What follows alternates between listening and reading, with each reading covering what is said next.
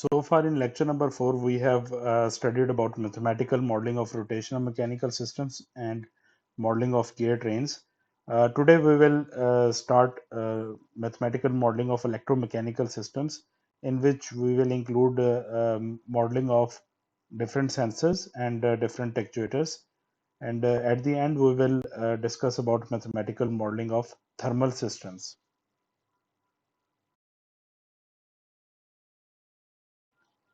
So in mathematical modeling of electromechanical systems, the first device which we will see today is potentiometer. So potentiometer दो तरह के हमारे पास हो सकते हैं. One is rotational potentiometer, which is this one, and another one could be linear potentiometer, जो कि कुछ इस तरह से नजर आएगा. So ये दोनों basically variable resistors हैं. दैट मीन्स कि जिस तरह जैसे जैसे हम ये लीनियर पोजीशन चेंज करते जाएंगे, सो लीनियर पोजीशन चेंज करने पे इसकी जो ये पिन्स हैं, इन पिन्स के ऊपर जो रेजिस्टेंस आ रही होगी वो रेजिस्टेंस वेरी करती जाएगी. Okay, so change in resistance is basically directly proportional to change in this linear position. और सिमिलरली इसके रोटेशनल वर्जन में जैसे जैसे हम इस नॉब को एंगुलर पोजीशन देते जाएंगे, मींस के कोई थीटा इसके अंदर इसको थीटा एंगल के ऊपर रोटेट करेंगे, तो देन इन पिन्स के ऊपर जो है वो बेसिकली जो टोटल रेजिस्टेंस है वो basically in the change in the form of voltage basically appear होगी. सो इनमें से एक पिन पे लेट्स से कि पॉजिटिव वी टोटल वोल्टेज होगा, सो एक पिन इसकी ग्राउंड होगी let's say.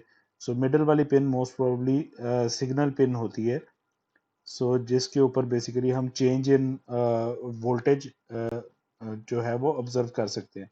So for example अगर इसको हमने प्लस वी जो टोटल है वो 5 वोल्ट अप्लाई किया है, तो जैसे जैसे ये थीटा वेरी करेगा तो सिग्नल पिन के ऊपर वोल्टेज जो है वो वेरी करेगा. सो सिग्नल जो वोल्टेज है, so that could be from v is equal to from 0 to 5 volts. Okay, so जैसे जैसे ये थीटा चेंज होगा वैसे वैसे जो सिग्नल पिन है इसके ऊपर वोल्टेज जो है वो इस पूरी रेंज के अंदर चेंज कर सकता है from 0 to 5 volts. Okay, so ये बेसिकली एक पोटेंशियोमीटर है, और इस पोटेंशियोमीटर को हम वेरियस पर्पसेस के लिए यूज कर सकते हैं. So this could be used as measurement device for measuring angular position theta, और सिमिलरली इसके लीनियर वर्जन में जो है ये as a linear displacement measuring device use हो सकता है. And plus we can also use it to set a certain voltage. मतलब इसको हम वोल्टेज कंट्रोल करने के लिए सेट इनपुट के तौर पे भी यूज कर सकते हैं, जैसा कि आप डेली लाइफ में देखते हैं fan regulator. So this fan regulator is basically use to set some certain voltage. तो अब आप देखते हैं कि जैसे जैसे आप इसकी नॉब को रोटेट करते हैं from zero zero beings minimum speed, so जैसे जैसे आप इसको फ्रॉम ज़ीरो टू मूव करते हैं अप टू हायर नंबर, तो जैसे जैसे इसकी रोटेशन होती जाएगी, सो रोटेशन होने के साथ साथ जो है वो इसमें change in voltage, change in resistance आएगी, and that change in resistance is basically observed in the form of change in voltage, जो in turn आपके पास फैन की स्पीड को कम या ज़्यादा कर रही है.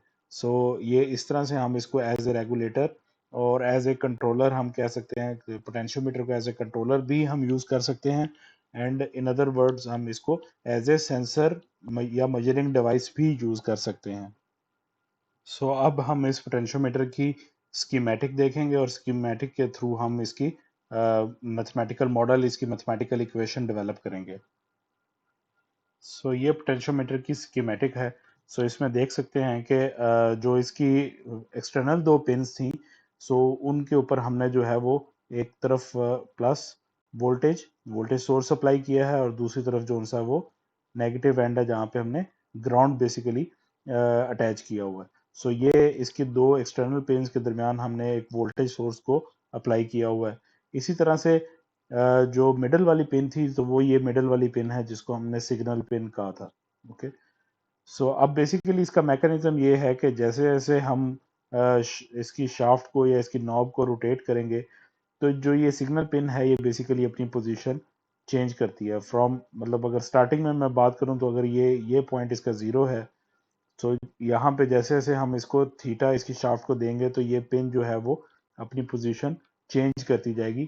तो ये इस ओवरऑल रेजिस्टेंस के ऊपर डिफरेंट पोजीशंस के ऊपर सेट हो सकती है। सो इसी में अगर डिजाइन करें तो ये पॉइंट अगर है, so at this point we say कि theta is equal to 0, means कि हमने कोई भी इसको रोटेशन नहीं दी, 0 डिग्रीज है। सो इस पॉइंट के ऊपर जो सिग्नल पिन और ग्राउंड पिन के दरमियान रेजिस्टेंस आएगी, वो रेजिस्टेंस भी लेट से कि उसको मैं R1 कहता हूँ, तो वो रेजिस्टेंस भी 0 होगी। एंड जैसे जैसे मैं थीटा को इंक्रीज करता जाता हूँ, सो थीटा सो हता कि ये पॉइंट आ जाता है, सो इस पॉइंट के ऊपर जो है वो थीटा मैक्सिमम हो जाएगा। और जब थीटा मैक्सिमम होगा तो इस पॉइंट के ऊपर बेसिकली जो रेजिस्टेंस है वो भी सारी की सारी रेजिस्टेंस हो जाएगी, यहाँ से लेकर कंप्लीट एंड पे यहाँ तक। सो टोटल रेजिस्टेंस इसके अंदर आर है। सो इस पॉइंट पे अगर सिग्नल आता है, सो सिग्नल पिन अगर इस पॉइंट के ऊपर आ जाती है, तो then we can say that theta is a maximum and also the resistance which is being offered to the to this voltage source, that is also maximum, which is R here. So total resistance R है, और certain किसी any point के ऊपर जो theta है, जो angular position है knob की, that is theta, and against that theta the resistance, for example जो यहाँ से लेकर स्टार्टिंग पॉइंट से लेकर यहाँ तक है, so this resistance is R1। Okay, और जब थीटा 0 होगा, सो तब R1 जो रेजिस्टेंस है वो भी 0 होगी। सो इस तरह से जो है वो बेसिकली हमने अब इसके पूरे मैकेनिज्म को डिफाइन किया है। तो at certain any angular position the resistance is R1 between signal pin and ground. So ground और सिग्नल पिन के दरमियान जो वोल्टेज होगा, that will B V out, and it is represented with as V out। Okay, तो ये basically अब यहाँ पे मेन पॉइंट ही यही है कि जो चेंज इन रेजिस्टेंस है, that is directly proportional to change in theta. So जैसे जैसे थीटा वेरी करेगा, वैसे वैसे रेजिस्टेंस R1 की वैल्यू भी वेरी करेगी, और जैसे जैसे R1 वेरी कर रही होगी, so R1 change in R1 will be coming in turn in change in V out. So जिस तरह जिस तरह से R1 चेंज करेगी, वैसे वैसे हमारे पास V आउट वोल्टेज जो है वो भी वेरी कर रहा होगा। सो change in resistance is directly observed in the indirectly will be observed in the change in output voltage V out. So basically change in theta angular position is observed in change in resistance, and that change in resistance is observed in the change in output voltage. So these relationships can be established for potentiometer, जो कि theta और are resistance के आपस में inter related है। So जब भी theta max होगा, मैक्सिमम एंगुलर पोजीशन होगी, सो देन बेसिकली जो रेजिस्टेंस होगी वो भी मैक्सिमम रेजिस्टेंस हो जाएगी। So at instantaneous at any point, so theta is the instantaneous position, and at that point R1 is the instantaneous resistance। और ये दो बेसिकली हमारे पास फिर एंड पॉइंट्स हैं, when theta is minimum 0, and then at that time resistance is also 0, and at that point theta is the maximum and resistance is also maximum R। Okay, so अब यहाँ पे अगर हम इसके वोल्टेज और current relationship establish करें, so we know by Ohm's law V is equal to IR। So जो maximum position है यहाँ पे हम देखें, so at this maximum position voltage जो है होगा वो टोटल वोल्टेज है, जो कि इस पूरी आर रेजिस्टेंस को अप्लाई हो रहा है। ओके, सो ये पॉइंट आ जाएगा टोटल वोल्टेज के लिए। इसी तरह से अगर मैं इस V आउट की बात करूं, so now V out will be is equal to current into R1। Okay, so किसी V आउट जो सा है वो बेसिकली R1 रेजिस्टेंस के अगेंस्ट आ रहा है।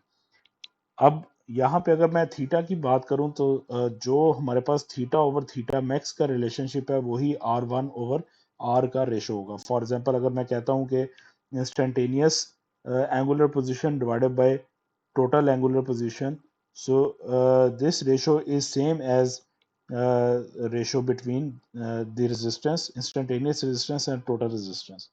ओके, सो ये change in basically change in angular position इस तरह से हमें चेंज इन रेजिस्टेंस की फॉर्म में मिलेगी, और ये रेशो जो सा वो सेम होगी। सो जिस रेशो से हम थीटा को चेंज करेंगे फ्रॉम थीटा मैक्स, सो उसी रेशो से R1 रेजिस्टेंस चेंज होगी from total R and resistance, and this same relationship can be basically same ratio can be defined between output voltage means के जो इस सिग्नल पिन के ऊपर है डिवाइडेड बाय टोटल वोल्टेज जो कि हमने इस पूरे सर्किट को अप्लाई किया हुआ है। So these ratios are the same. So using this relationship between ratios of these change in position and change in resistance, so I can define this relationship of for R1 as, so R1 could be is equal to theta over theta max into R. Okay, so ये relationship मैं R1 के लिए define कर सकता हूँ। Now इस R1 की value को अगर मैं V आउट की वैल्यू के अंदर इक्वेशन के अंदर पुट करूं, so then I can get V out as, so this will be is equal to I into R into theta over theta max. So this IR becomes total voltage V. So from here I can write out V out as, so V out means के signal pin के ऊपर जो voltage आ रहा है that is V out. So signal pin पे या out जो आउटपुट वोल्टेज है, so that will be is equal to theta over theta max into V. Okay, so ये रिलेशनशिप हमारे पास फाइनली आ रहा है for output voltage.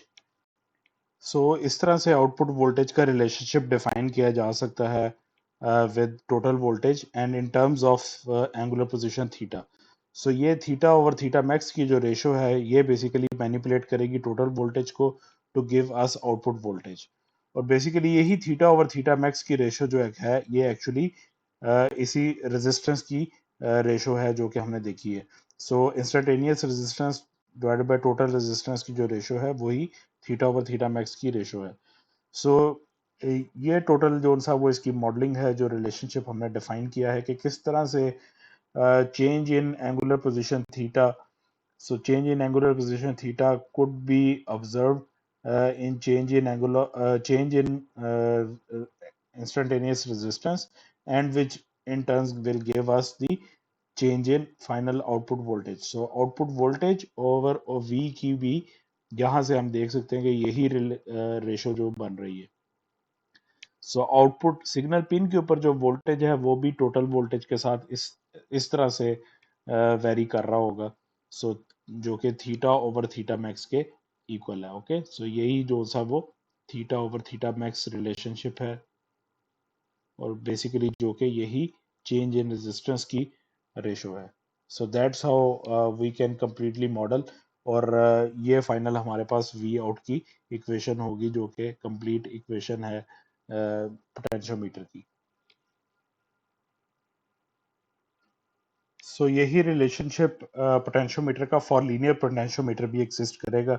So difference will be only this के यहाँ पे अब लीनियर पोटेंशियोमीटर के केस में थीटा और थीटा मैक्स चेंज हो जाएंगे basically linear displacement x over x max से। Okay, so for linear potentiometer the same relationship could be V out is equal to x is the instantaneous linear displacement divided by x max जो कि maximum linear displacement होगी, and इसी ratio के हिसाब से जो total voltage है वो मैनिपुलेट हो रहा होगा, वो चेंज हो रहा होगा, and again this X over X max ratio is same ratio of resistances. Okay, so ये बेसिकली ये रिलेशनशिप हमारे पास एग्जिस्ट करेगा। Okay, so for linear potentiometer, for rotational potentiometer, so both in both cases we have the same change in resistance ratio, which in turns give us the change in voltage ratio, so जो कि finally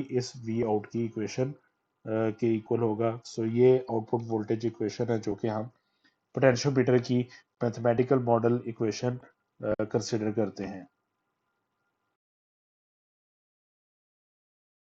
So these DC machines means DC motor and DC generator basically works on the principle of Faraday's law of electromagnetic induction. So Faraday's law of electromagnetic induction के according अगर हम किसी भी metallic conductor element को अगर हम north और south pole के दरमियान जनरेट हुई हुई किसी भी एक्सटर्नल मैग्नेटिक फील्ड के दरमियान रखते हैं, फॉर एग्जांपल जैसे ये ब्लू लाइंस देख रहे हैं, so these are directed magnetic fields. Directed magnetic field है पूरी जो जनरेट हुई हुई है नॉर्थ और साउथ पोल्स के जो मैग्नेट्स हैं उनके दरमियान। सो जब भी किसी एक्सटर्नल मैग्नेटिक फील्ड में मैं मेटेलिक कंडक्टर को प्लेस करता हूँ और उसको मोशन देता हूँ, सो लेट्स से कि I move this metallic conductor in this external magnetic field, so then इसमें कोई ईएमएफ जनरेट होगा, बेसिकली इसमें कोई ना करंट फ्लो करना स्टार्ट कर देगा from negative to positive terminal. Okay, so इस तरह से इसके अंदर कोई ना कोई करंट इंड्यूस होगा या वोल्टेज इंड्यूस होना शुरू हो जाएगा। सो इसी का वाइस वर्सा हमारे पास क्या है कि लेट्स से कि अगर मैं इसी तरह एक्सटर्नल मैग्नेटिक फील्ड में कंडक्टर को रख कर उसको अगर मैं करंट देता हूँ, उसको करंट सप्लाई करूँ, मीन्स के नेगेटिव से पॉजिटिव की तरफ कोई करंट इसमें फ्लो करवाता हूँ किसी वोल्टेज सोर्स के थ्रू। सो जब इस मेटेलिक कंडक्टर के थ्रू करंट फ्लो करेगा और जबकि ये किसी एक्सटर्नल मैग्नेटिक फील्ड के अंदर पड़ा हुआ है, तो इसमें जो करंट अप्लाई करने के रिजल्ट में इसमें कोई मोशन प्रोड्यूस होगा। Okay, so the direction of the motion, the direction of the magnetic field and the direction of the flow of current, ये सब हम बेसिकली राइट हैंड रूल के अकॉर्डिंग देख रहे हैं कि ये बेसिकली तीनों जो हैं वो आपस में परपेंडिकुलर होंगे, ऑर्थोगोनल होंगे, 90 डिग्रीज पे ये तीनों की डायरेक्शंस होगी, मैग्नेटिक फील्ड की, प्रोड्यूस्ड मोशन की और फ्लो ऑफ करंट की। So this Faraday's law of electromagnetic induction is basically DC motor and DC generator, या मोटर कह सकते हैं जनरेटर। सो अगर तो हम मोशन खुद इनपुट दे रहे हैं और मोशन के केस में जो सा उसमें करंट इंड्यूस होता है, so this is basically generator. So generator के केस में भी हम जो सा वो मोशन खुद उसको प्रोवाइड करते हैं और उसमें करंट इंड्यूस होता है। और अगर मैं इसको करंट सप्लाई करूं और करंट सप्लाई करने के रिजल्ट में इसमें मोशन इंड्यूस होता है, so that is basically motor.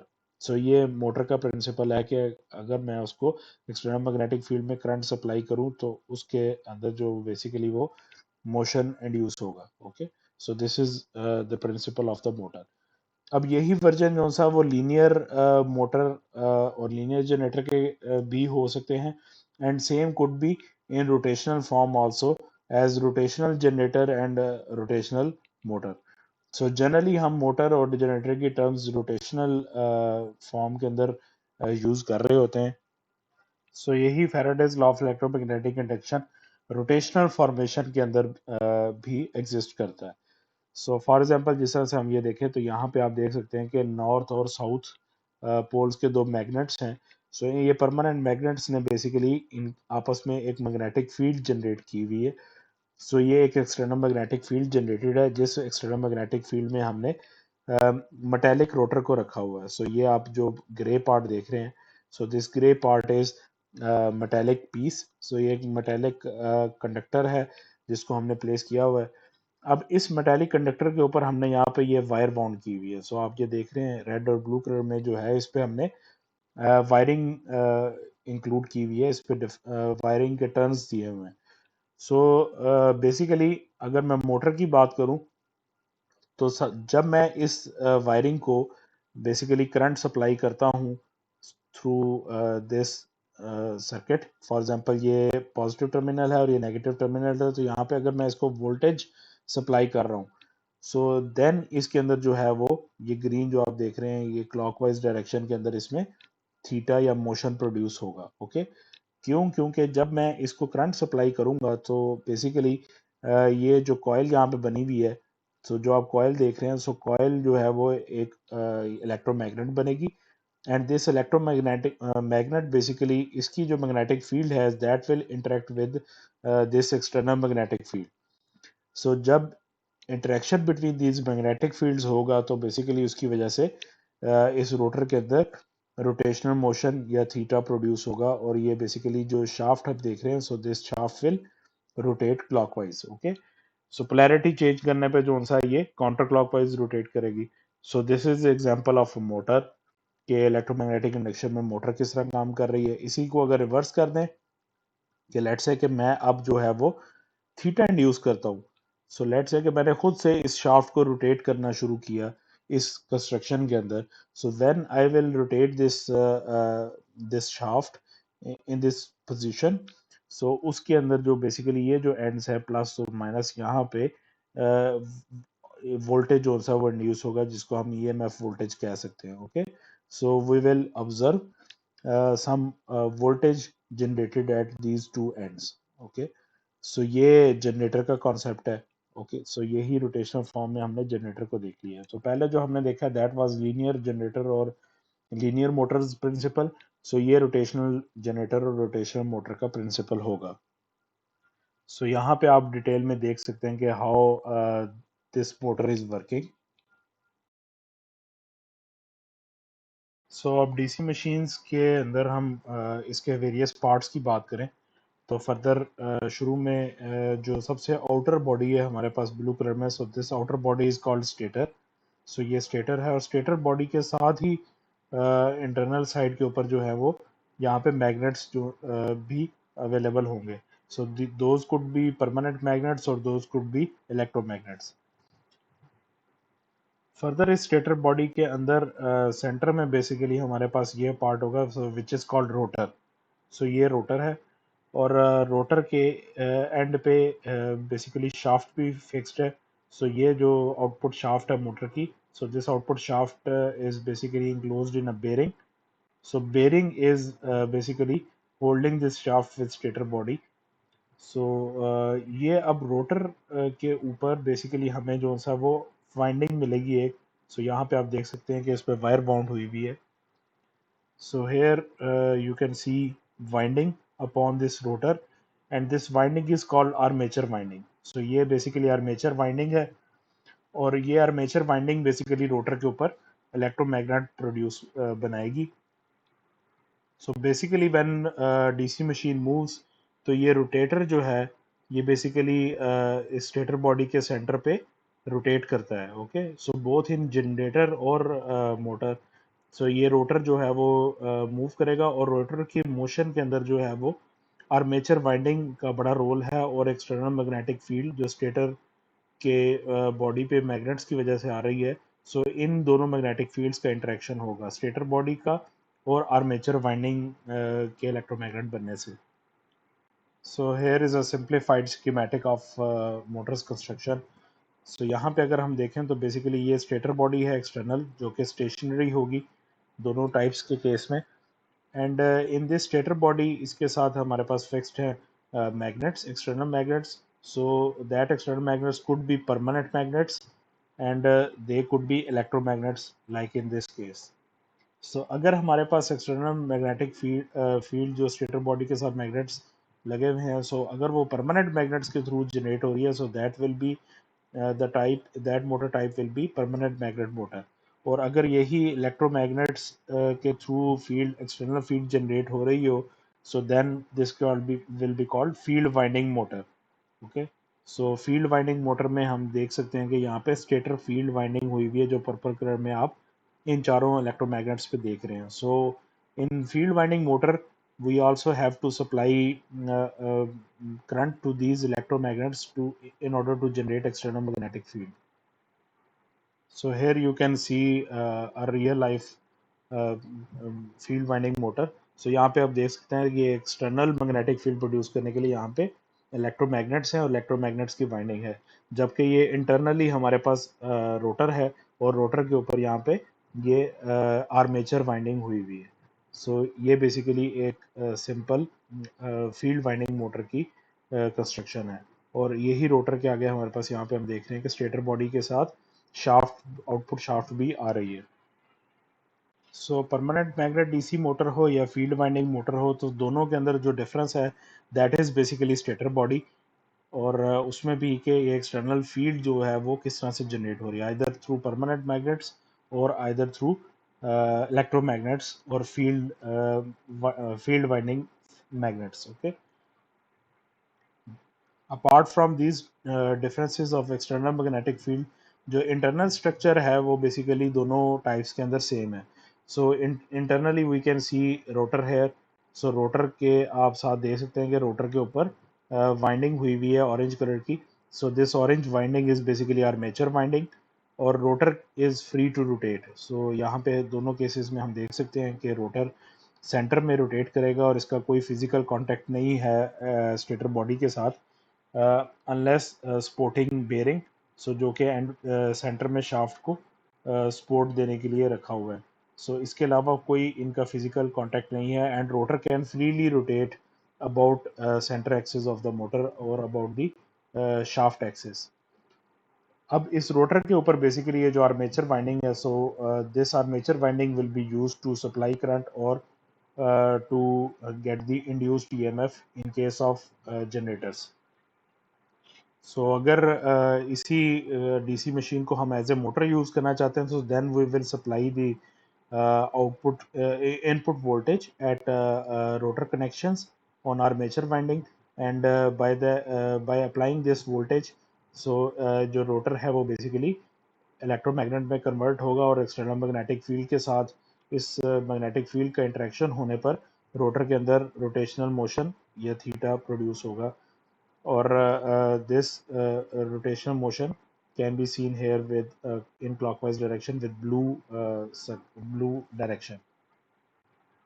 And for vice versa, if this is generator, so उस केस में हमें इस शाफ्ट को खुद से थीटा प्रोवाइड कर रहा है. इन दैट केस जब हम थीटा प्रोवाइड करेंगे as a input, so then as a output on rotor connections हमें जो सा वो induced EMF मिलेगा. Okay, so this induced EMF will be generated at the rotor connections or armature winding. So that will be the output for generator, which is in terms of voltage. सो अब जब हम इनकी mathematical modelling की बात करेंगे तो construction motor की mathematical modelling में हमारे पास दो तरह के एक्शन आ रहे हैं. सो फर्स्ट वन हमारे पास ये इलेक्ट्रिकल एक्शन है इसका, सो जो कि आर्मेचर वाइंडिंग पे डिपेंड करता है और रोटर कनेक्शंस के ऊपर डिपेंड कर रहा है. सो यहाँ पे एक इलेक्ट्रिकल एक्शन है और इस इलेक्ट्रिकल एक्शन के अगेंस्ट जो दूसरा एक्शन है that is mechanical action. So जो कि हम रोटर के ऊपर देख रहे हैं in which rotors will rotate. So rotor rotate कर रहा है तो यहाँ पे मैकेनिकली जो सा वो कोई टॉर्क भी प्रोड्यूस होगा रोटर के ऊपर. So there at rotor there will be some torque. इसके अलावा सेंटर में हम देख रहे हैं कि शाफ्ट के साथ बेरिंग है, so there will also be some damping coefficient. And अगर यहाँ पे जो है वो शाफ्ट को हम बात करें कि शाफ्ट रिजिड नहीं है, so there could be torsion in the shaft. So ये फिर मैकेनिकल एक्शन यहाँ पे हमारे पास सारा आ जाएगा रोटर के ऊपर. सो अब बेसिकली टोटल मोटर या जनरेटर की कंस्ट्रक्शन के अंदर ये दोनों एक्शंस जो सा वो अवेलेबल होंगे. मैकेनिकल एक्शन भी है, इलेक्ट्रिकल एक्शन भी है और इन दोनों एक्शंस के दरमियान कुछ इक्वेशंस और रिलेशनशिप्स हैं जो कि ये डिफाइन करेंगे कि how electrical action is related to mechanical action. और अभी हम नेक्स्ट पार्ट में mathematical modelling of motor and generator देखेंगे और उसमें ये देखेंगे कि क्या रिलेशनशिप्स हैं जो कि इन दोनों एक्शंस को कंप्लीट करते हुए एक डीसी मोटर की कंप्लीट मॉडलिंग को कैसे डिफाइन कर रहे हैं. सो डीसी मशीन्स की मैथमेटिकल मॉडलिंग में सबसे पहले हम बात करेंगे mathematical modelling of DC motor की. सो अब हम कंसिडर कर रहे हैं एक DC motor with fixed field, means के परमानेंट मैग्नेट डीसी मोटर है जिसमें एक्सटर्नल स्टेटर मैग्नेटिक फील्ड जो है वो फिक्स्ड है. And this DC motor is basically driving N inertial load और मैकेनिकल लोड. सो आउटपुट पे एक मैकेनिकल लोड जो है वो ये मोटर ड्राइव करेगी. सबसे पहले अब हम इसके बात करते हैं इलेक्ट्रिकल एक्शन की. So electrical action is dependent upon armature circuit. जिसमें ये कंप्लीट आर्मेचर वाइंडिंग का सर्किट आ जाएगा और इसमें बेसिकली स्टार्ट होगा बाय अप्लाइंग इनपुट वोल्टेज जो कि हम आर्मेचर वाइंडिंग के दोनों टर्मिनल्स पे सप्लाई करेंगे. ये इनपुट वोल्टेज सप्लाई करने के बाद बेसिकली जो ये आर्मेचर की वाइंडिंग है, इस आर्मेचर वाइंडिंग के अंदर करंट फ्लो करेगा और बेसिकली अब इसका हम कंप्लीट सर्किट डायग्राम देखेंगे कि ये आर्मेचर के सर्किट डायग्राम, वाइंडिंग का सर्किट डायग्राम क्या होगा। सो आर्मेचर का इलेक्ट्रिकल सर्किट कुछ इस तरह से होगा कि ये एक क्लोज्ड लूप बनेगा, एक मैश बनेगी, जिसमें स्टार्ट हम ले रहे हैं इनपुट वोल्टेज से। देन इसके अंदर आर्मेचर जो वाइंडिंग है, आर्मेचर वाइंडिंग की कोई ना कोई रेजिस्टेंस है जिसको हम आर ए से रिप्रेजेंट कर रहे हैं। और इसी तरह से आर्मेचर वाइंडिंग वाउंड होने की वजह से उसमें कोई ना कोई इंडक्टेंस भी आर्मेचर की वाइंडिंग के अंदर आ रही होगी, जिसको हम एल ए से रिप्रेजेंट कर रहे हैं। और इसी तरह से जो लास्ट पार्ट है इसके अंदर, that is reverse voltage. So reverse voltage या बैक ईएमएफ हम इसको कहेंगे। सो ये बैक ईएमएफ भी इसके अंदर जनरेट होगा, जो कि इस पूरे सर्किट के अंदर अपोजिंग इफेक्ट दे रहा है। So you can have an idea about back EMF here. So according to Faraday's law, जिस हमने बात की थी कि अगर हम एक्सटर्नल वोल्टेज सप्लाई करें वाइंडिंग को, तो बेसिकली उसके अंदर मैकेनिकल एक्शन प्रोड्यूस हो रहा है। और रिवर्स में जिस तरह हम जनरेटर की बात करते हैं कि अगर हम एक्सटर्नल मैग्नेटिक फील्ड में एक कॉइल को अगर रोटेट करते हैं तो उसके केस में ईएमएफ भी इंड्यूस होता है। सो बेसिकली ये दोनों एक्शंस इकट्ठे एग्जिस्ट कर रहे होंगे।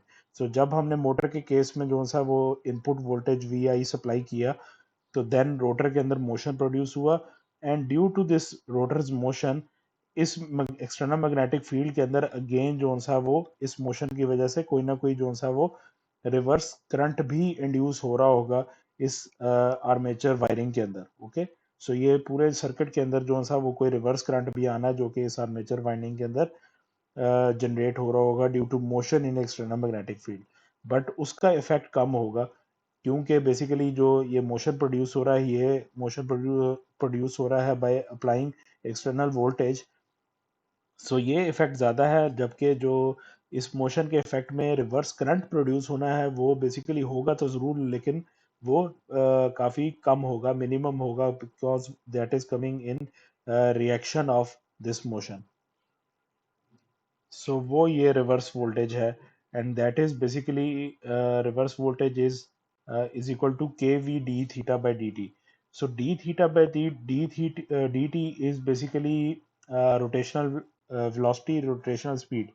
सो it is a universal law के बेसिकली जो रिवर्स वोल्टेज प्रोड्यूस होता है, अगर मैं इसको ई से रिप्रेजेंट करता हूँ, तो reverse voltage is basically directly proportional to rotational speed। Means कि जितनी मोटर की रोटेशनल स्पीड ज़्यादा होगी उतना ही रिवर्स वोल्टेज जो है वो जनरेट होगा। एंड इसी इक्वेशन को, रिलेशनशिप को जब मैं इक्वेट करता हूँ, तो I can write it as E is equal to K V omega. Okay, and K V is voltage constant. So ये हम यहाँ पे देख सकते हैं।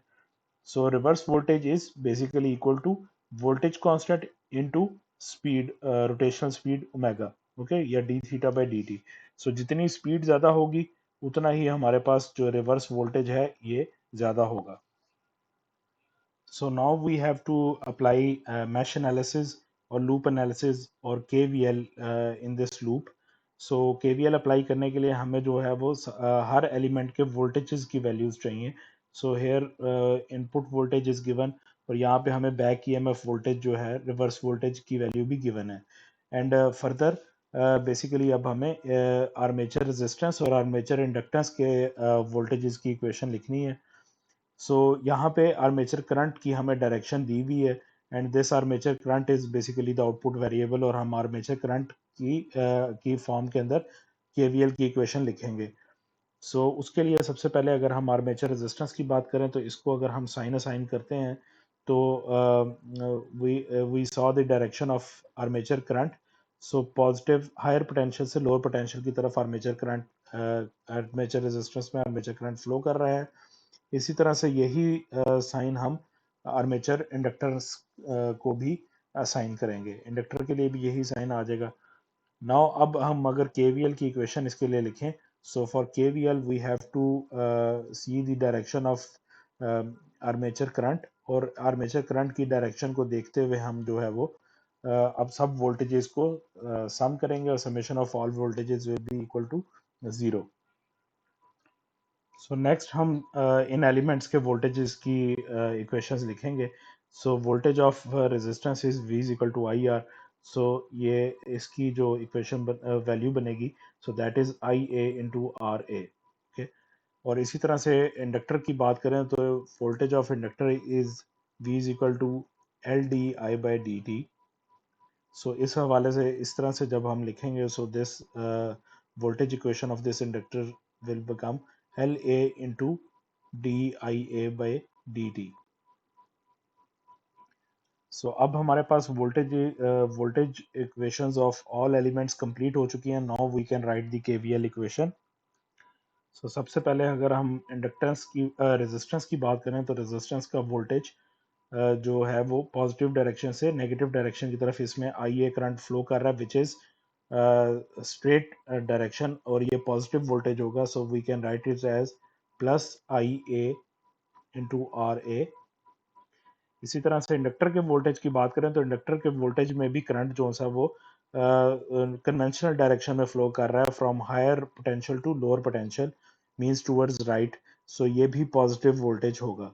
So this will become now plus L A D I A by D T. Next reverse voltage में देखें तो रिवर्स वोल्टेज में भी करंट मेजर करंट, क्योंकि काउंटर क्लॉकवाइज है, सॉरी क्लॉकवाइज है, तो क्लॉकवाइज के केस में ये भी अब आर्मेचर करंट जो सा वो from higher voltage to lower voltage flow करेगा। सो मैं दैट मीन्स कि ये पॉजिटिव डायरेक्शन के अंदर फ्लो कर रहा है। सो पॉजिटिव कन्वेंशनल में फ्लो कर रहा है, तो ये पॉजिटिव वोल्टेज होगा। So this will become plus K V D theta by D T. And next अगर हम इनपुट वोल्टेज की बात देखें तो इनपुट वोल्टेज में जो करंट है की डायरेक्शन है वो अपवर्ड है, so due to I A in clockwise direction. तो अब यहाँ पे बेसिकली जो करंट इस वोल्टेज सोर्स के लिए होगा वो from negative to positive terminal जा रहा है, सो जो कि ऑपोजिट कन्वेंशन है। सो ऑपोजिट कन्वेंशन का मतलब है कि ये फ्रॉम जब भी करंट लोअर से हायर पोटेंशियल की तरफ जाएगा तो दैट मीन्स कि वो नेगेटिव वोल्टेज कंसिडर होगा। So this will V I will become negative voltage, so minus vi, and summation of all these voltages is equal to 0। so ये हमारे पास अब KVL की इक्वेशन कंप्लीट हो गई है। And now as per convention हमें इस इक्वेशन को रीअरेंज करना है इस तरह से कि हम सोर्सेज को राइट साइड पे ले जाएंगे और बाकी जो उनसे एलिमेंट्स के वोल्टेजेस हैं वो एक साइड पे हमारे पास रहेंगे। So if I rearrange this equation, so finally I will get this equation of KVL। सो ये हमारे पास जो सा वो फाइनल इक्वेशन आ जाएगी इस केस में इस इलेक्ट्रिकल एक्शन की। अब नेक्स्ट स्टेप में अगर हम बात करें इस आर्मेचर इंडक्टेंस की, सो आर्मेचर इंडक्टेंस जो है ये बेसिकली वोल्टेज ड्रॉप कर रहा है इस पूरे के पूरे सर्किट में। So to keep the efficiency higher of the motor, so motor के ज़्यादा एफिशिएंसी के लिए कोशिश की जाती है कि जो आर्मेचर वाइंडिंग हुई हुई है, ये armature winding basically insulated wires हों। ओके, सो ये जब वायर्स आपस में इंसुलेटेड होंगी तो इसमें जो है वो इंडक्टेंस का इफेक्ट काफ़ी कम आएगा। सो ये बेसिकली जो सा वो इस हवाले से हम कोशिश करते हैं कि इस आर्मेचर वाइंडिंग की जो बेसिकली इंडक्टेंस है वो कम से कम हो। So for that we must choose the proper insulation of this winding of wire. So in that case, we should take care that inductor की जो इंडक्टेंस है that approaches to zero. So इसको हम minimize करें. So when we will minimize the armature inductance, so then this voltage will become zero, and we will be only left with this equation in which input voltage is equal to voltage of armature wire। So resistance की वजह से जो इसमें voltage आ रहा है and back EMF reverse voltage कितना है, सो इसके अगेंस्ट जो सा वो ये सारा वोल्टेज होगा। सो ये इसका इलेक्ट्रिकल एक्शन कंप्लीट हो गया। नेक्स्ट हम बात करेंगे अब इसके मैकेनिकल एक्शन की। सो जब हम इसी डीसी मोटर के मैकेनिकल एक्शन की बात करें in which it is driving and mechanical load, so इस केस में हमने देखा तो स्टार्ट जो बेसिकली होगा अब मोटर का, सो मोटर के अंदर जो मैकेनिकल एक्शन है वो बेसिकली उसका रोटर है। सो इलेक्ट्रिकल एक्शन के रिजल्ट में आप देख सकते हैं कि ये मैकेनिकल एक्शन प्रोड्यूस हो रहा है जिसमें रोटर रोटेट कर रहा है। सो रोटर को रोटेशन के लिए ज़रूरी है कि इसके अंदर कोई टॉर्क भी होगा। सो ऑब्वियसली इसमें थीटा की डायरेक्शन है जो कि मोशन प्रोड्यूस हो रहा है। सो इसी तरह से यहाँ पे कोई ना कोई टॉर्क भी है। सो ये इंड्यूस टॉर्क होगा मोटर के केस में, और यही इंड्यूस टॉर्क अब बेसिकली मोटर के लोड को, इनर्शियल लोड को रोटेट करवा रहा है। सो यहाँ पे आप देख रहे हैं कि अब मोटर की शाफ्ट है, इस मोटर की शाफ्ट के साथ कोई ना कोई आगे मैकेनिकल लोड भी कनेक्टेड होगा, जिसके इनर्शिया को मैं जे एल से रिप्रेजेंट करता हूँ। और इसी तरह से इस शाफ्ट का अपना भी, रोटर का अपना भी इनर्शिया है, सो जिसको मैं जे ऑफ एम से रिप्रेजेंट कर सकता हूँ, मोटर इनर्शिया। और इसी तरह से फर्दर यहाँ पे हम देख रहे हैं कि कोई ना कोई बेरिंग भी है। सो इस बेरिंग की वजह से यहाँ पे कोई ना कोई डैम्पिंग इफेक्ट भी आ रहा होगा, फ्रिक्शन भी आ रही होगी, जो कि हमने रोटेशनल डैम्पर से रिप्रेजेंट किया है। सो ये सारी चीज़ें मैकेनिकल एक्शन के अंदर होंगी। तो फर्दर अब हम मैकेनिकल एक्शन की सिंप्लीफाइड डायग्राम देखते हैं। सो यहाँ पे आप देख सकते हैं, this is input induced torque. So this is torque, and this induced torque is basically is equal to KTIA. So यहाँ पे हम एक और रिलेशनशिप देखेंगे, which is relationship between electrical and mechanical forces, and that is basically torque. So जो induced torque है, so that induced torque is basically directly proportional to armature current. So that means जितना armature current ज़्यादा होगा उतना ही torque ज़्यादा induce होगा। और जब मैं इसी रिलेशनशिप को इक्वेट करूं, so then it will become some constant K T into armature current.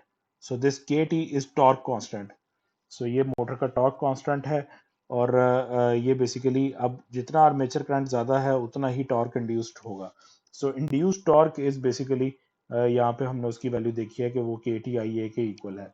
और इसी तरह से रोटेशन और थीटा डायरेक्शन भी हमें मोटर के रोटर की या मोटर की शाफ्ट की गिवन है। And this induced torque is basically in the direction of theta. और ये मोटर जो है वो बेसिकली एक इनर्शियल लोड को ड्राइव कर रही है। सो हेयर यू कैन सी कि ये लोड का इनर्शिया है जे एल। सो मोटर के आगे कोई भी लोड कनेक्टेड हो सकता है, बेसिक मे बी वो किसी फ्लाई व्हील को चला रहा है या आगे किसी और मैकेनिकल कंपोनेंट को ड्राइव कर रहा है। इसी तरह से हम मोटर के रोटर की अपनी बात करें तो मोटर के रोटर का अपना भी इनर्शिया है, which is represented as J M. और इसी तरह से बी एम फ्रिक्शन जो है वो आप देख सकते हैं, ये शाफ्ट का जो मैकेनिकल कांटेक्ट है स्टेटर बॉडी के साथ। सो ये बेसिकली वहाँ की फ्रिक्शन है, जिसको हम बेसिकली बेरिंग फ्रिक्शन भी यहाँ पे कंसिडर कर सकते हैं। सो अब मोटर की एफिशिएंसी फर्दर और अच्छी करने के लिए कोशिश की जाती है कि ये बी एम जो है, ये मोटर के जो डैम्पिंग है या फ्रिक्शन है, इस फ्रिक्शन को कम से कम रखा जाए। So when we will minimize this B M, so then इस बी एम को ख़त्म कर देंगे तो उसके बाद हमारे पास टोटल इनर्शिया, अगर हम सम अप कर लें तो total inertia will be the load inertia plus motor inertia. So motor inertia load inertia को अलग अलग लिखने की बजाय हम उसको टोटल इनर्शिया कंसिडर कर सकते हैं by summing both inertias. So अब अगर हम इस रोटेशनल मैकेनिकल कंपोनेंट की डिफरेंशियल इक्वेशन लिखें, so then basically we will start by writing equation by inertial torque. So inertial torque में हम J की बात करेंगे, so that means J into double derivative of angular position, so which is angular acceleration, so d theta by dt double derivative. So this inertial torque will be equal to now all other torques acting on this body. सो इस case में हमने देखा है कि जो thetas in the direction, जो torques in the direction of theta, those will be considered positive and other torques will be considered as negative. So अगर frictional torque की बात करें तो हमने ये बात की हुई है कि फ्रिक्शन डैम्पर का जो भी टॉर्क होगा वो हमेशा ऑपोजिट टू थीटा डायरेक्शन के अंदर होगा।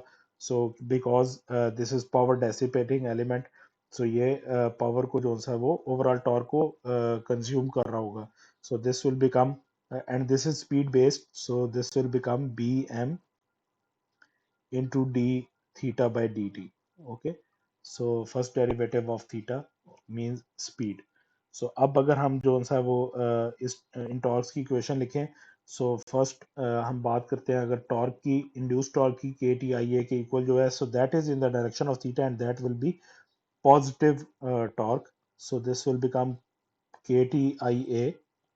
और इसी तरह से अगर हम डैम्पर की टॉर्क का बात करें तो that will be negative torque because it is in opposite of theta direction, so that will become B M D theta by D T. So जिस तरह से हमने बात की है कि for best efficiency we will try के जो बी एम फ्रिक्शन है वो उसको हम नेग्लेक्ट करें, so that B M friction will be nearly equal to zero. So उस केस में ये जो टॉर्क ड्यू टू फ्रिक्शन है या डैम्पर है, so that will B equal to zero and we will left with only these two torques. So the inertial torque in which we have written J, so J is the total inertia which is equal to summation of load inertia plus motor inertia into acceleration and that is equal to induced torque. Okay, so ये mechanical action की differential equation है complete. सो अब basically अब हमें next step के अंदर electrical और mechanical action दोनों की डिफरेंशियल इक्वेशंस को आपस में कनेक्ट करना है। So now we will take Laplace transform of these motor equations with zero initial conditions. So electrical और मैकेनिकल दोनों की डिफरेंशियल इक्वेशंस को हम लैप्लास ट्रांसफॉर्म करेंगे। So if we talk about electrical equation, it's Laplace transform will be is equal to V I of S is equal to RA is constant and current is the variable, तो उसका Laplace transform आ जाएगा, so RA into IA of S and then KV is constant, so this voltage constant will come same and d theta by dt, so first derivative of theta है, so first derivative will be replaced with S and theta of S, so capital theta of S and initial condition zero है, so this will be the electrical equation, electrical equations Laplace transform। और इसी तरह से next जो है वो हम अब मैकेनिकल इक्वेशन के Laplace ट्रांसफॉर्म को देखेंगे। सो हेयर अगर हम मैकेनिकल इक्वेशन का Laplace ट्रांसफॉर्म लें, so then this inertia is constant, so I can completely write it as J और उसके बाद double derivative of theta. Okay, so double derivative will be converted as S square and theta की जगह theta of S, capital theta आ गया and zero initial conditions हमने ज्यूम किए हैं तो आगे सारी इनिशियल कंडीशंस इसमें जीरो होंगी जो कि S theta of zero minus theta derivative of zero होंगी, so that will be zero, इसलिए हम उनको नहीं लिख रहे। is equal to kt, again torque constant, so ये as it is आ जाएगा and ia is armature current, so armature current का Laplace transform इस तरह से आ जाएगा, so this will be the Laplace transform of mechanical equation। so इस तरह से हमने Laplace transform ले लिया दोनों इक्वेशन को और उनको कंबाइन करके लिख लिया। So in next step, basically we will solve these two equations for theta of s. So यहाँ पे आप देख सकते हैं कि ये interdependent relationships हैं इन equations के अंदर. So here you can see कि जो armature current है, so that is also appearing in electrical equation and also appearing in mechanical equation. और इसी तरह से जो हमारे पास थीटा ऑफ एस पोजीशन है वो भी इलेक्ट्रिकल इक्वेशन में भी आ रहा है और मैकेनिकल इक्वेशन में भी आ रहा है। ओके, सो ये साइमल्टेनियस इक्वेशंस हैं बेसिकली और इंटरडिपेंडेंट ये बेसिकली रिलेशंस हैं। सो इंटरडिपेंडेंट रिलेशनशिप्स यहाँ पे जो मैकेनिकल और इलेक्ट्रिकल की इक्वेशंस के हैं, सो याद रखें कि ये दो जो सा वो बेसिक इक्वेशंस हैं मोटर्स या जनरेटर्स के केस में, डीसी मशीन्स के केस में। So first is reversed voltage that is equal to kV voltage constant into omega and torque that is equal to kt torque constant into armature current. So these two relationships are basically uh, interdependent relationships of electrical and mechanical components. So mechanical torque is related to electrical armature and current and mechanical speed is basically related to electrical reverse voltage. Okay, सो इन दोनों relationships की वजह से ये दोनों simultaneous equations हैं. So we will solve this simultaneously. So theta of s के लिए अगर हम इस equations को solve करें, so here we got the relationship of output over input. So theta position is the output divided by input, जो कि इस पूरे सिस्टम में applied voltage है. So here we got the ratio of output over input. So ये सारी equation manipulate करने के बाद ये चीज बनेगी. सो इस इक्वेशन को फर्दर सिंप्लीफाई करने के लिए 1/kV जो था, so it is written as K M which is motor constant. So K M is motor gain constant. इसी तरह से यहाँ पे जो हम टॉ की बात कर रहे हैं, so this tau is motor's time constant. Okay, so ये मोटर का टाइम कांस्टेंट है विच इज इक्वल टू 1/दिस thing. So actually this thing, so इस चीज के इक्वल जो सा वो मोटर का टाइम कांस्टेंट है. This is not torque, this is time constant which is represented also represented as tau. Okay, so ये यहाँ पे time constant R A J over K T into के वी के इक्वल होगा. So this is the complete modeling of DC motor which is driving an inertial load. So इस complete motor को हम जो सा वो इस equation के साथ लेके चलेंगे और इस equation से represent कर सकते हैं. सो नेक्स्ट इलेक्ट्रोमैकेनिकल सिस्टम्स की मॉडलिंग में हम बात करेंगे डीसी जनरेटर की मॉडलिंग की. So in this scenario we have DC generator with fix field. So fix field का मतलब है कि स्टेटर बॉडी के अंदर जो बेसिकली मैग्नेटिक फील्ड प्रोड्यूस की जा रही है, एक्सटर्नल मैग्नेटिक फील्ड, वो फिक्स्ड मैग्नेटिक फील्ड है. So that could be taken as के वो परमानेंट मैग्नेट्स के through external magnetic field produce की जा रही है. And this DC generator is basically used to drive electrical load and at output. So DC generator कोई electrical load को run कर रहा होगा output के ऊपर. So next अब हम start करेंगे DC generator में mechanical action से. So in DC generator's case, the input is coming from mechanical action. So mechanical action is coming first. So generator के केस में सिस्टम स्टार्ट होगा बेसिकली शाफ्ट से, mechanical shaft की rotation से. सबसे पहले हम मैकेनिकल शाफ्ट को बेसिकली इनपुट के तौर पर जो सा वो टॉर्क अप्लाई करेंगे, and this torque will produce motion, rotational motion, जिसको हम थीटा से रिप्रेजेंट कर रहे हैं. अप्लाइड टॉर्क की ही डायरेक्शन के अंदर जो सा वो मोशन भी प्रोड्यूस होना शुरू होगा, and this rotating shaft in turn is rotating basically rotor. जितना जनरेटर का रोटर है वो भी बेसिकली रोटेट करेगा इन the direction of theta. This rotation of rotor in external magnetic field will basically next induce the electrical action of this generator. और इसी mechanical action में हम बात करें तो फर्दर यहाँ पे जो भी मैकेनिकल फ्रिक्शन होगी, मैकेनिकल फ्रिक्शन की वजह से जो सा वो damping friction basically B damping friction coefficient है. तो इस डैम्पिंग फ्रिक्शन कोफिशिएंट का भी कोई ना कोई ब्रेकिंग टॉर्क या कोई ना कोई टॉर्क आ रहा होगा जो कि बेसिकली इस थीटा मोशन को अपोज कर रहा होगा. फर्दर इसकी सिंप्लीफाइड हम स्कीमेटिक देखते हैं मैकेनिकल एक्शन की. Basically, we started by applying torque, input torque in the direction of theta on shaft of the motor. और इसी तरह से यहाँ पे जो सा वो मोटर के रोटर का इनर्शिया जे भी है, और इसी तरह से जो फ्रिक्शन भी कोई ना कोई आ रही होगी जो कि बेसिकली शाफ्ट के साथ बेरिंग की फ्रिक्शन हो सकती है. और इसी में अब अगर हम यहाँ पे एक और टॉर्क देखें, यहाँ पे फ्रिक्शन के टॉर्क अगर देखेंगे, हमें पता है कि फ्रिक्शन का टॉर्क जो है वो अपोजिंग टॉर्क होता है. ये नेगेटिव थीटा की डायरेक्शन में ये टॉर्क होगा. जो कि इस बी की वजह से है. इस बी की वजह से टॉर्क को जो सा वो I can write its value as b into d theta by dt. ये बेसिकली डैम्पर टॉर्क है जो कि स्पीड डिपेंडेंट है, and it is in the opposite direction of the theta. इन टॉर्क्स के अलावा अब आप यहाँ पे एक और टाइप ऑफ टॉर्क देखेंगे which is called reverse torque. and this reverse torque is basically is equal to KTI. KT is torque constant, I and IA is armature current.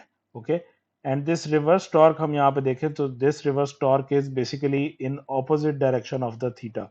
So motion को oppose कर रहा है ये reverse torque. Okay, so this reverse torque is basically coming against the action of this DC generator. सो यहाँ पे जो basically current induce होना है तो उसके रिवर्स के अंदर ये इफेक्ट आ रहा है रिवर्स टॉर्क का. So when we applied torque to this rotor, so इस रोटर को टॉर्क अप्लाई करने के रिजल्ट में जो है वो आर्मेचर वाइंडिंग के अंदर जो है वो कोई ना कोई करंट इंड्यूस होगा, ईएमएफ इंड्यूस होगा. And according to Faraday's law of electromagnetic induction, जब भी आर्मेचर वाइंडिंग के अंदर कोई करंट इंड्यूस होगा, सो कोई करंट अगर इस वाइंडिंग के अंदर फ्लो करता है तो उस करंट के फ्लो करने के पेश नज़र जो है वो बेसिकली इसमें कोई ना कोई टॉर्क भी इंड्यूस होता है. So that is basically reverse torque which is coming in the action of ये अपोजिंग टॉर्क होगा. सो इसको हम कह सकते हैं रिवर्स टॉर्क. सो इस अप्लाइड टॉर्क ने आर्मेचर वाइंडिंग को एक्सटर्नल मैग्नेटिक फील्ड में रोटेट करवाया और इन मैग्नेटिक फील्ड्स के इंटरेक्शन की वजह से इसमें करंट या ईएमएफ इंड्यूस हुआ. और इस इंड्यूस्ड ईएमएफ की वजह से जब ये करंट फ्लो किया इस आर्मेचर वाइंडिंग में, तो उसकी वजह से बेसिकली मैग्नेटिक फील्ड के अंदर जब कॉइल के अंदर ये मैग्नेटिक फील्ड के अंदर करंट फ्लो किया तो उसकी वजह से रिवर्स टॉर्क भी जनरेट हुआ. ओके, सो ये सेम बेसिकली प्रिंसिपल है जिस तरह से आपने पहले मोटर के केस में भी देखा कि रिवर्स जो ईएमएफ है वो रिवर्स वोल्टेज इस पे इंड्यूस हो रहा था. तो इसी तरह से रिवर्स टॉर्क भी यहाँ पे इंड्यूस होगा जो कि अपोज करेगा अप्लाइड टॉर्क को. ये ऑपोजिट डायरेक्शन के अंदर होगा अप्लाइड टॉर्क के. And this reverse torque is basically directly proportional to basically armature current. So जितना आर्मेचर में करंट ज़्यादा इंड्यूस हुआ है जो फ्लो कर रहा है, सो उतना ही ये रिवर्स टॉर्क भी ज़्यादा होगा. So this reverse torque which is directly proportional to armature current, so that is basically also opposing the motion और ये रिवर्स थीटा की डायरेक्शन में है. सो अब अगर इसकी इस मैकेनिकल एक्शन की अगर हम इक्वेशन लिखते हैं, differential equation, so we will start about with inertia, inertial torque. So inertial torque will be J into J moment of inertia into second derivative of position which is acceleration. So J theta double dot. और इस inertial torque को हम equate करेंगे बाकी torques के. So the torques in the direction of theta will be positive torques and in the negative of theta direction will be negative torques.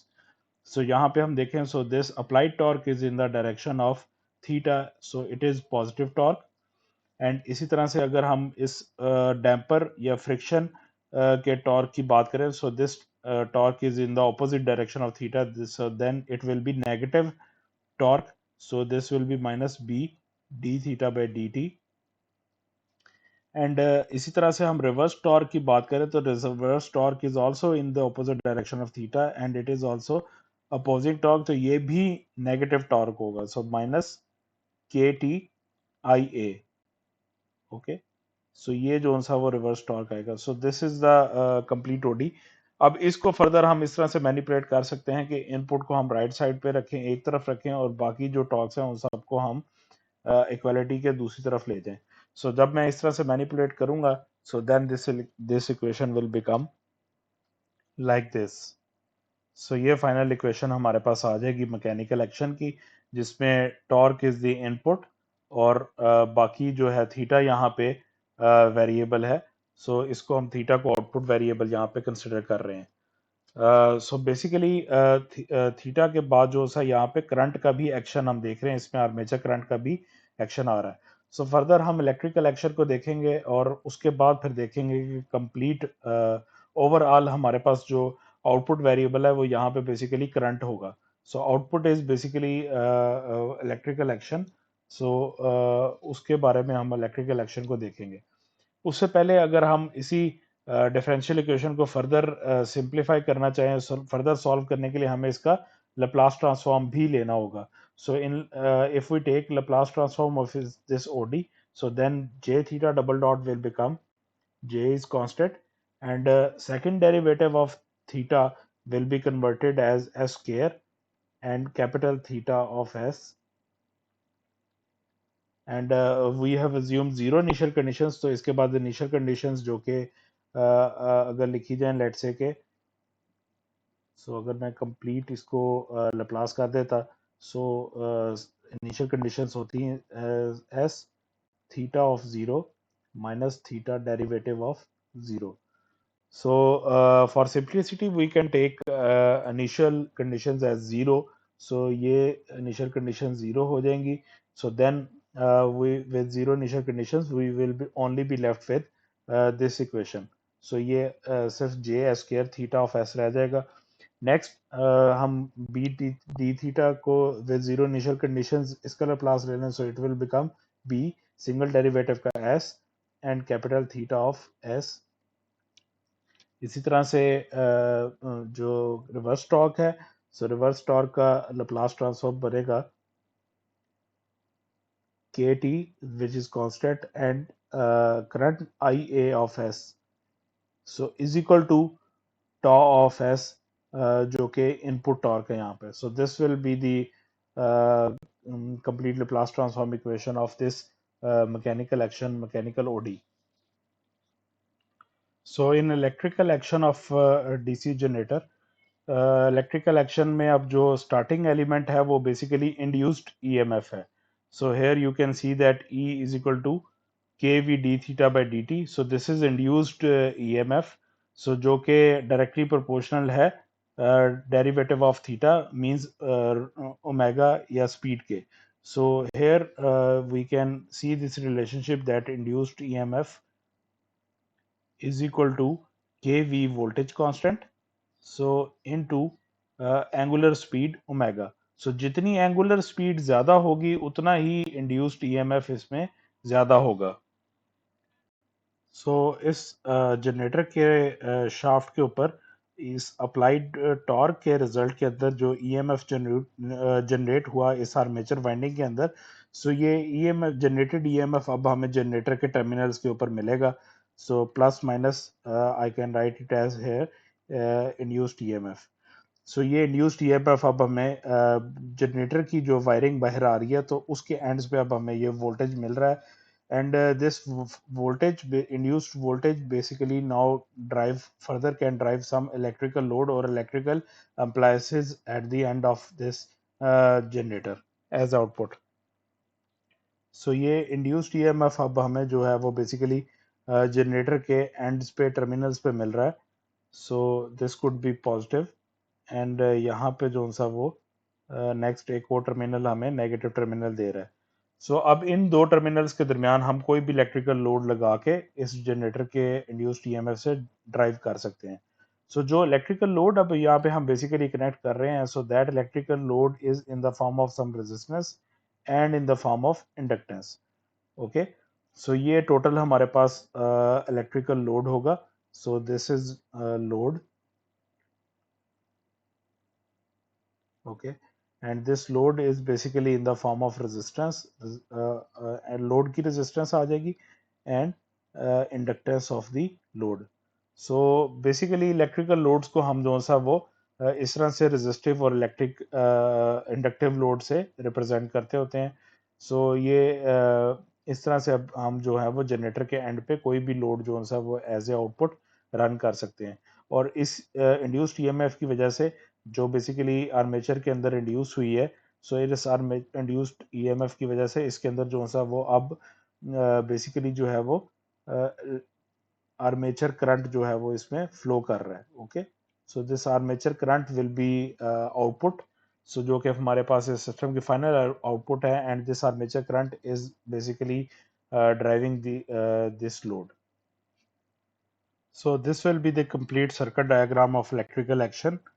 So इस circuit diagram में हम देख रहे हैं कि इसमें बेसिकली मैश बन रही है या एक लूप बन रहा है, and we have to apply KVL because our output is current IA.